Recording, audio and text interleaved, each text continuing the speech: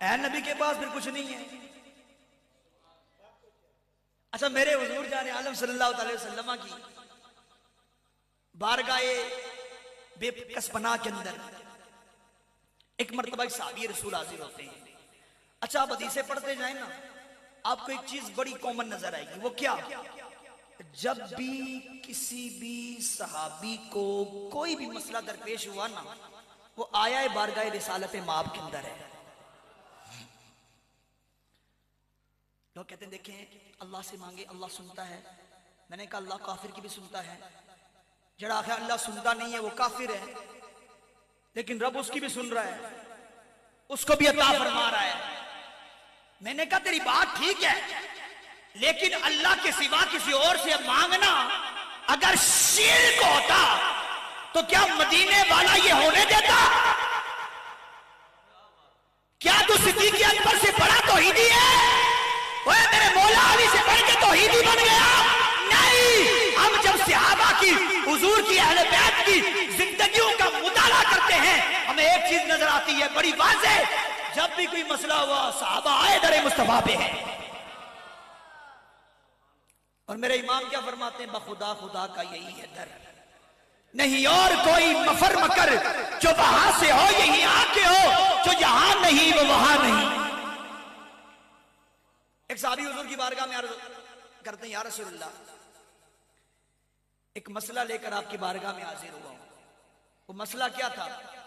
میرے نبی پاک کے اس صحابی کا نام ہے حضرت سیدنا عبداللہ بن عتیق رضی اللہ تعالی عنہ.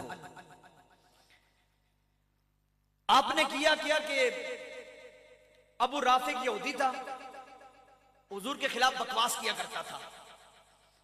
آپ رات کو گئے اس کے گھر میں اسے واصل جہنم فرما دیا. تھک گئے آپ یہ تھک گئے تو گل مکانے آتے آنکھوں سے مار.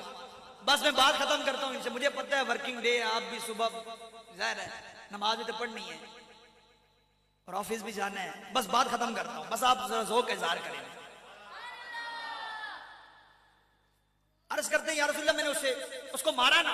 حضور کی بارگاہ میں حاضر ہو رہے تھے جیسے اس کے مکان سے اترے آپ کا پاؤں مبارک سلپ ہوا. آپ زمین پہ تشریف لے آئے. آپ کی پنڈلی مبارک ٹوٹ گئی. آپ نے اپنا امامہ اتارا اس پہ باندھا بارگاہ رسالت مآب میں حاضر ہو گئے.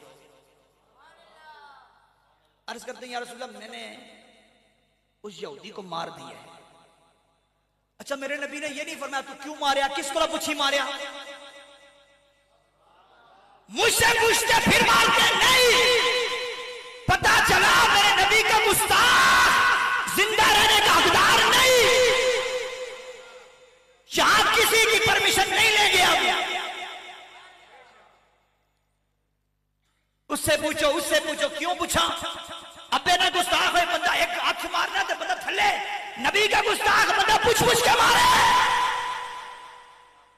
علامہ خاتم حسین رضوی صاحب رحمت اللہ علیہ اللہ ان کے مزارے پر انوار پر کروڑ رحمت اور برکت نازل فرمائے.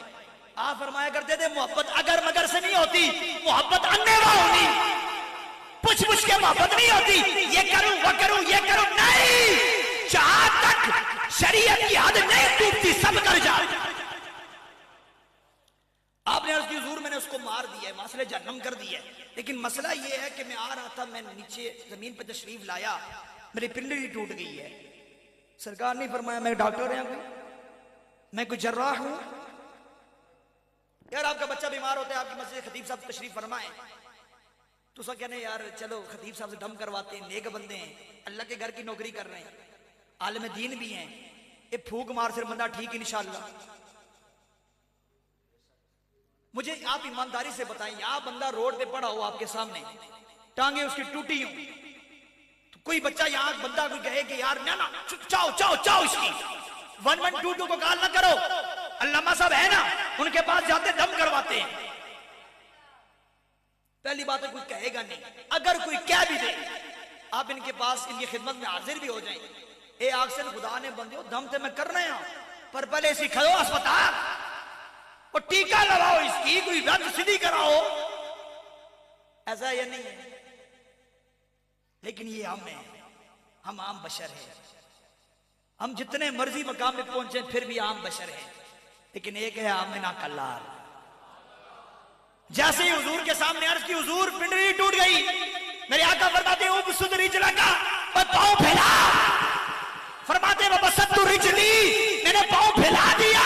فمسحها، سرکار نے اس پہ اپنا ہاتھ پھیرا نا. فکأنها لم اشتکی قط، فرماتے رب کی قسم فکأنها لم اشتکی قط، فرماتے رب کی قسم پاؤں ویسا ہو گیا جیسے پہلے تھا. اوہ دے رتبے کوئی نہ تولے، اوہ درسا کون کرے جد موچو. اتنی شانوں والا جب رب نے نبی ہمیں عطا فرمائی.